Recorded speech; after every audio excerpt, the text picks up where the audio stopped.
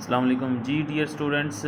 हम frequency response of BJT amplifier, पहले हमने जनरल ब्लॉक डायग्राम के साथ इनपुट और आउटपुट कपलिंग कैपेसिटर लगाए थे, लेकिन अब रियल जो आपने एग्जांपल भी सॉल्व की है असाइनमेंट के तौर पे, तो रियल प्रैक्टिकल जो सर्किट हैं उनके साथ हमने इसको सॉल्व किया कि अगर आपके पास C1 कैपेसिटर है तो वही वाला फार्मूला F1 फाइंड करना है 1/2 पाई RS प्लस RI जो है वो काउंट होगा। फिर F2 अगर आपने कपलिंग कैपेसिटर 2 की वजह से कैलकुलेट करना है 1/2 पाई R0 plus RL into C2 जो है वो आपने ये एग्जांपल सॉल्व की कि आपने F1 F2 कैलकुलेट किया।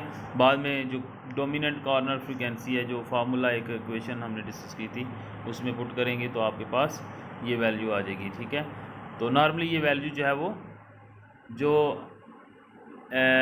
हाई फ्रीक्वेंसी रिस्पॉन्स अगर आपने देखना है तो स्मॉलर वैल्यू डोमिनेट होगी, लेकिन लो फ्रीक्वेंसी रिस्पॉन्स में लार्जर वैल्यू जो है वो डोमिनेट होती है। तो यहाँ पे दो आपके पास 103 हर्ट्स और 40 हर्ट्स आई है, तो इसमें से डोमिनेट 103 है, और लेकिन अगर फार्मूले से आप निकालेंगे तो वो भी आपके पास जो है वो यहाँ पे आएगी ऑलमोस्ट 1116 जो है वो डोमिनेंट फ्रीक्वेंसी है।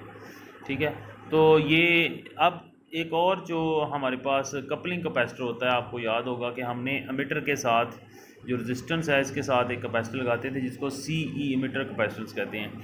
अच्छा, इसका लो फ्रीक्वेंसी रिस्पांस भी हमने शामिल करना होता है। तो आथर कहता है कि इसको आप ये वाला जो रिस्पांस है, चूँकि ये पैरेलल में है, इसका इफेक्ट C1 और C2 के उलट होता है, यानी उनके अपोजिट होता है। ठीक है, तो ये कैंसिल आउट भी हो सकते हैं इसका इफेक्ट। ठीक है, अच्छा, इसके लिए हमें, आपको पता है कि अगर आपने यहाँ से कैलकुलेशन करनी है तो सबसे इम्पोर्टेंट ये है कि हमें रेजिस्टेंस पता हो इस पॉइंट के ऊपर कि रेजिस्टेंस क्या बन रही है। तो कॉमन कलेक्टर को थोड़ा सा रिमाइंड करें, यहाँ पे कॉमन कलेक्टर से हम आउटपुट यहाँ से लेते थे और रेजिस्टेंस हम फाइंड करते थे। यहाँ से जो रेजिस्टेंस होगी वो इक्वल होगी RE capital parallel with RF plus RE dash small, ठीक है, plus R1 R2 RS divided by beta. तो यहाँ से जो रेजिस्टेंस हमें नज़र आती थी वो बीटा टाइम्स कम नज़र आती थी। तो ये इंपॉर्टेंट चीज़ है जो आपने ध्यान में रखनी है कि जब इसका एनालिसिस करना है कैपेसिटर, कपलिंग कैपेसिटर CE का, तो उसके लिए RE रेजिस्टेंस जब आपने फाइंड करनी है वो इक्वल होगी RE parallel with RF plus RE dash, ये सीरीज में आएंगी, plus RS parallel with RB जिसमें R1 R2 दोनों शामिल हैं, डिवाइड बाई बीटा। तो ये आपके पास टोटल रेजिस्टेंस जिस तरह कॉमन कलेक्टर में भी हमने देखी थी।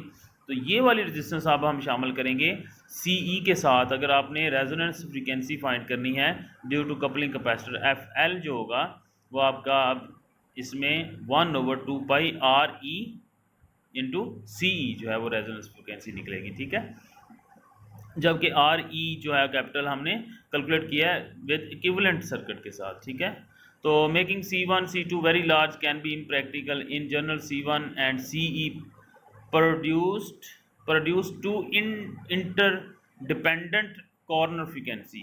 ठीक है, एक दूसरे पे ये डिपेंड कर रही होती है। In addition to the corner frequency और क्रिटिकल फ्रीक्वेंसी एक ही बात है, produced by C2. Further, it can also be shown that the parallel combination of RE and CE produced one more corner frequency given by, तो ये वही वाला formula कि एक और फ्रीक्वेंसी हमारे पास डेवलप हो जाएगी जिसको हमने FZ का नाम ये देता है, जो CE की वजह से फ्रीक्वेंसी क्रिएट होगी। ठीक है, तो फार्मूला आपके सामने है। हाँ, तो सर्किट भी आपके सामने है, वोल्टेज डिवाइडर सर्किट है जिसमें हमारे पास कैपेसिटर लगा हुआ है। आधा जो RE है उसके साथ कैपेसिटर है और बाकी RF जो है वो काउंट होगा ऐसे ही जैसे RE डैश जो है वो काउंट हो रहा है। ठीक है, तो इसका रिस्पॉन्स अगर आपने देखना हो तो ये आपके सामने है। ठीक है, आपके पास मैक्सिमम गेन AM है, फिर आपके पास एक कपलिंग कैपेसिटर जो आपका C1 या C2 की वजह से आपका एक ये रिस्पॉन्स आएगा। जैसे ही एक और कैपेसिटर आपकी क्रिटिकल फ्रीक्वेंसी शामिल हो जाएगी लो होते होते, तो आपका डबल 40 dB हो जाएगा, और उसके बाद ये फिर 60 dB हो जाएगा, चूँकि कपलिंग कैपेसिटर टोटल 3 कैपेसिटर हो गए हैं, इनपुट कैपेसिटर, आउटपुट कैपेसिटर और कपलिंग कैपेसिटर। ठीक है, लेकिन क्या कहता है कि एक अगर आप इसको ऐसे डिज़ाइन करें कि कपलिंग कैपेसिटर C2 या C1 की फ्रीक्वेंसी उसके साथ ओवरलैप करे कपलिंग बाईपास कैपेसिटी जिसको हम कहते हैं, तो फिर आपका दोबारा रिस्पॉन्स 20 dB हो सकता है। ठीक है। अच्छा, a natural frequency in RC circuit is associated with a particular time constant. Let F be the natural frequency from C1. C1 input capacitor की अगर फ्रीक्वेंसी C1 है, and FE is the natural frequency from CE, ये bypass capacitor की वजह से कहता है। तो FB अगर आपने कहता है कैलकुलेट किया है, तो ये आपके पास कितना आएगा? ठीक है, FB जो है आपके पास 1/2πRS प्लस RB, ये आपकी रेजिस्टेंस है जो जिसमें सोर्स की रेजिस्टेंस है, parallel with beta RE dash plus RF C1, जो कि यहाँ पे वोल्टेज डिवाइडर सर्किट है और बाईपास कैपेसिटर आधी रेजिस्टेंस के साथ है, आधी RF जो है शामिल होगी, RE डैश उसमें सम अप होगी बीटा के साथ। ये इनपुट रेजिस्टेंस है, यहाँ पे लिखा भी होगा। Note that the term RB parallel with beta RE dash plus RF is in equation in the amplifier stage input resistance Rin है। ठीक है, तो Rin यहाँ पे ये है। ठीक है, the approximate lower cut off frequency is then, अच्छा लोअर कट ऑफ फ्रीक्वेंसी कहता है इस केस में जब आपके पास ये सिनेरियो है तो आपकी ये सम अप होगी FB प्लस FE। ठीक है, आपकी C1 की जो फ्रीक्वेंसी है और जो पैरेलल कैपेसिटर की जो आपने बाईपास कैपेसिटर लगाया, दोनों को सम अप करेंगे तो फिर आपके पास जो है वो आपकी lower critical frequency overall circuit की आएगी। ठीक है, this approximation is valid if the corner frequency FG and F2 cancel each other. ठीक है, ये उस केस में क्या, जब आपका आउटपुट का कपलिंग कैपेसिटर है वो FG के साथ कैंसिल आउट हो जाए, उस वक्त आपके पास ये दो ही सिर्फ हम सम अप करेंगे। ठीक है, cancel each other if at least their values smaller than both FB and FE, इनसे स्मॉलर होगी। The condition F2 is equal to FG can be satisfied by simply making, तो आप इसको इक्वेट करके इनसे C2 R0 RL से हम design कर सकते हैं कि कैपेसिटर CE कितना होगा RG इनके साथ, फिर हम ये एग्जांपल को डिस्कस कर सकते हैं। ठीक है, ये एग्जांपल एक आपके सामने भी है 9-12। ठीक है, determine the approximate lower cut off frequency for CE common emitter amplifier. ठीक है, shown in figure this, beta is 150, RE dash is 30, note that C2 is 7.5 microfarad. ठीक है, और making the corner frequency F2 coincide with the corner frequency FG mutually cancelling each other. F2 और FG कहता है ऐसे है कि दोनों कैंसिल ही कर रहे हैं। ठीक है,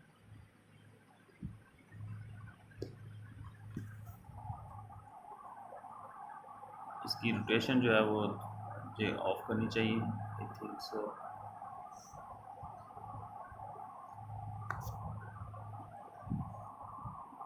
ओके, तो ये वाली एग्जांपल 15 नहीं, हम डिस्कस कर रहे हैं ये वाली एग्जांपल।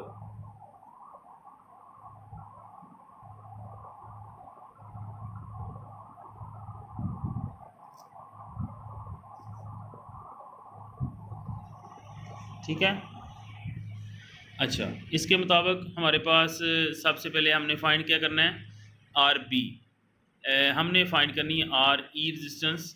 ठीक है, RE रेजिस्टेंस के लिए हमारे पास अगर सर्किट आपके सामने आ जाए, ये वाला सर्किट है हमारे पास।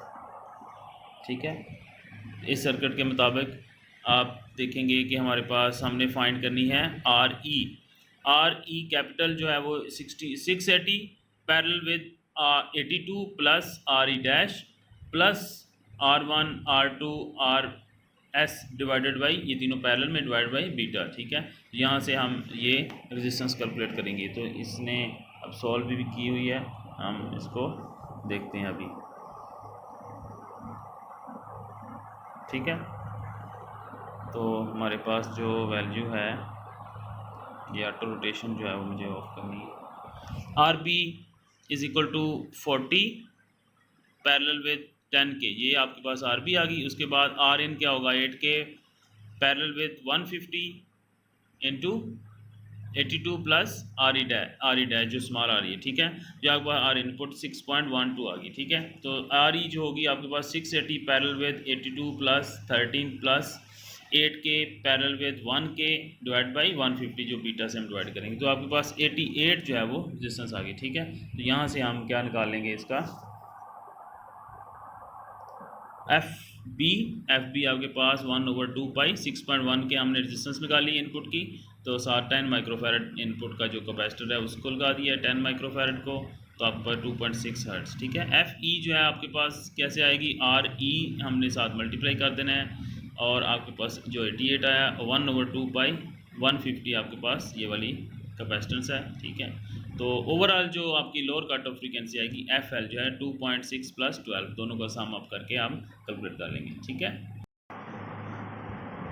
ठीक है, तो एग्जांपल 9.14 जो है वो क्लास एक्टिविटी में अभी आप मुझे सेंड करेंगे, ठीक है, जिसमें आपके पास 3 सेटअप हैं, 2 हैं आपके पास, कॉमन बेस का है, कॉमन बेस और कॉमन कलेक्टर, ठीक है। वैल्यूज़ गिवन है आपको, आपने कैलकुलेट करनी है। सॉल्व एग्जांपल है 9.14, ठीक है। 9.14 एग्जांपल आप मुझे अभी व्हाट्सएप करेंगे पिक्चर, ठीक है। इसके बाद आप हमारे पास जो नेक्स्ट होगा 9.15 ये वाली एग्जांपल जो है आपकी असाइनमेंट है, 9.15 जो आप खुद करेंगे, और अभी क्लास एक्टिविटी में 9.14 एग्जांपल जो है आप मुझे सॉल्व कर देंगे, जिसमें आपके पास सर्टन ट्रांजिस्टर बीटा आपके पास गिवन है, आरसी जो है वो रेजिस्टेंस आपको पता है, ट्रांजिस्टर की इंटरनल आउटपुट रेजिस्टेंस है, आर ई डैश गिवन है, the transistor is used in each of the circuit shown in figure 932, तो find the approximate lower cut off frequency in each circuit given the following components value, तो उसने more than 1 components value हमारे पास दी हुई है, common collector में भी दी हुई है, कॉमन बेस में भी दी हुई है, ठीक है। तो आप ये कैलकुलेट करके मुझे अभी व्हाट्सएप करेंगे 9.14 एग्जांपल, ठीक है, और असाइनमेंट में 9.15 है, 9.14 क्लास एक्टिविटी है, ठीक है। ओके जी, थैंक यू।